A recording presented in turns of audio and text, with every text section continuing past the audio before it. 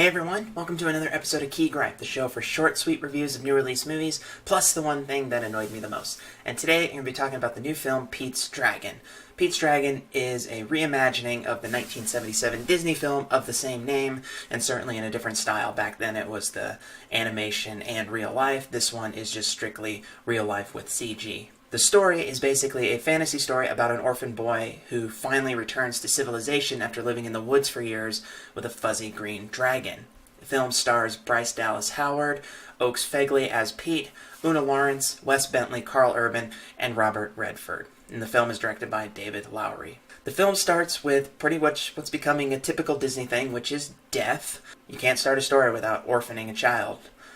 And it doesn't really build up to the dragon. It just basically drops Pete right into the situation and reveals the dragon right away, which is kind of a departure from a lot of movies that we get today where there's a lot of build-up and a lot of exposition to get to the actual monster that we want to see, like Godzilla. The story is pretty simple, it's cute, but it's also very flimsy. Like, the moment when Pete is first discovered, it's unnecessarily convenient how easy it happens and how the story just kind of rolls from there. It's meant for all ages, so I'll have to give it a slight pass because if they made the plot too complicated, then kids would get bored too easily, and especially if they didn't show the dragon fairly early on, the kids wouldn't be drawn in to be engaged with that film.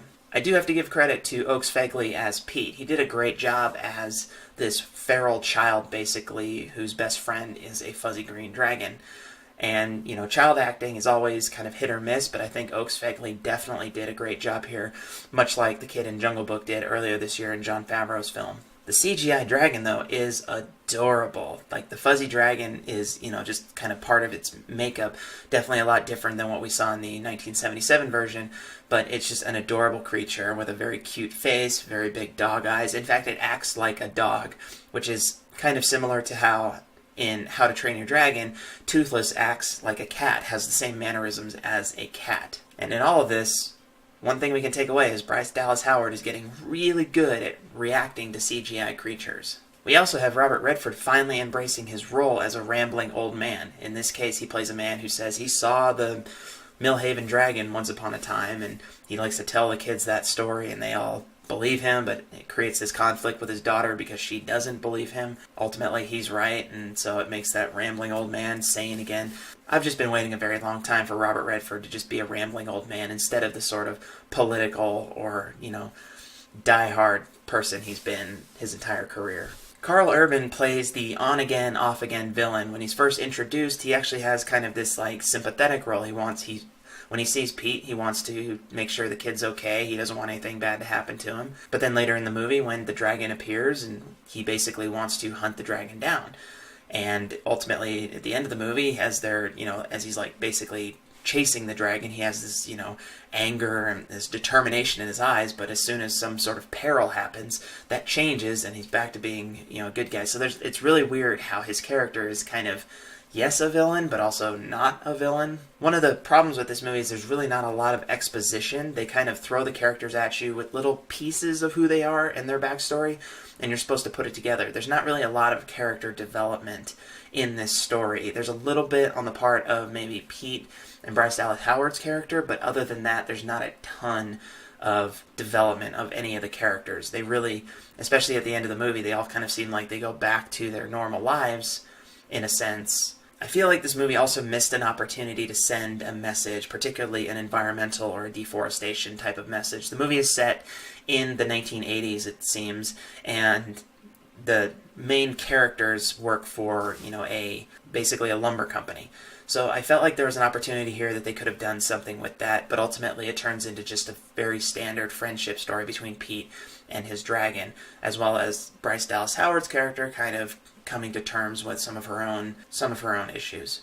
It doesn't take a risk like a movie like Zootopia did. Zootopia definitely took a risk that I think very few kid-oriented movies have taken, and so I was hoping that here they might have actually done something like that, especially it's like, why would you make a remake if you don't have some sort of particular message to send?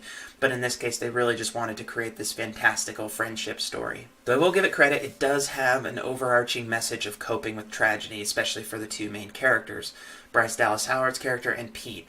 Both of them lost parents at a young age, and so both of them have this kind of similar understanding of, you know, what it takes to cope. Whereas Bryce Dallas Howard, she found her coping in the forest and spending time in the woods and being among the trees. Pete found his with Elliot the dragon. My key gripe for this movie has to be there's a line in the movie that when they basically, after the dragon is captured, Robert Redford helps them escape. When they're all gathered together to go after the dragon, Carl Urban basically shouts, "Follow that dragon."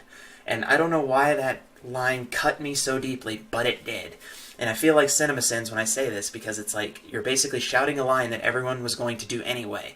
It's like, yes, of course, we're all going to follow the dragon. We're not going to stand around and watch the dragon, this guy who just broke through a wall in a truck, just run away with this dragon. We're all just going to stand here going, that happened. No, of course they're going to follow that dragon, but Carl Urban has to shout it, and it's one of those lines that just grates on you.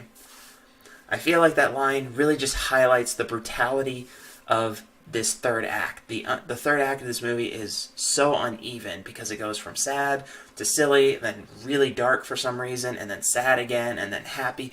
Like it's all over the map in that last third of the movie. So I feel like that line just kind of highlights, you know, part of the silliness of it, but this is also in a very serious moment where they're trying to, you know, save this dragon from becoming either a sideshow or something worse, you know, like a science experiment. It's lines like that that I know are meant for kids' movies, you know, like the villain character is usually supposed to say something very silly. It's like, "Get those kids," or "Follow that dragon." But it makes that third act so wonky and a little bit uneven. So overall, I would call this a great family movie because certainly in recent memory, this is one of the better family type movies, a movie that I could see the whole family enjoying because it's not overly silly for kids, it's also not overly dramatic for adults. It kind of has a middle ground on everything.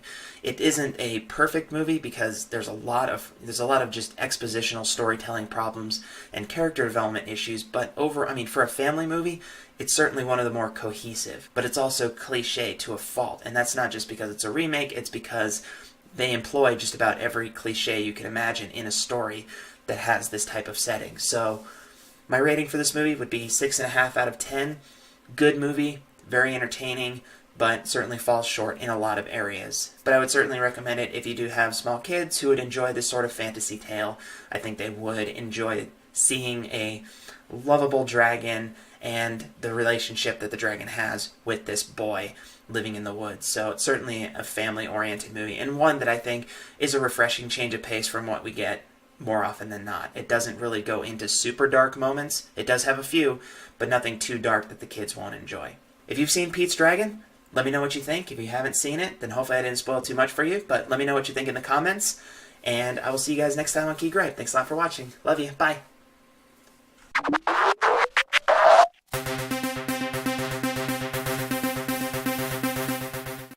Hey everyone, thanks for watching this video. Be sure to keep up on all of my YouTube videos by clicking subscribe, and if you're already a subscriber, thank you, and you rock. Also visit my homepage at dkessner.com where you can find out about all my various other projects, including my written works. How about that? You can also find me at my social media handles, so drop in and say hi. And again, thank you so much for all your support. Love you.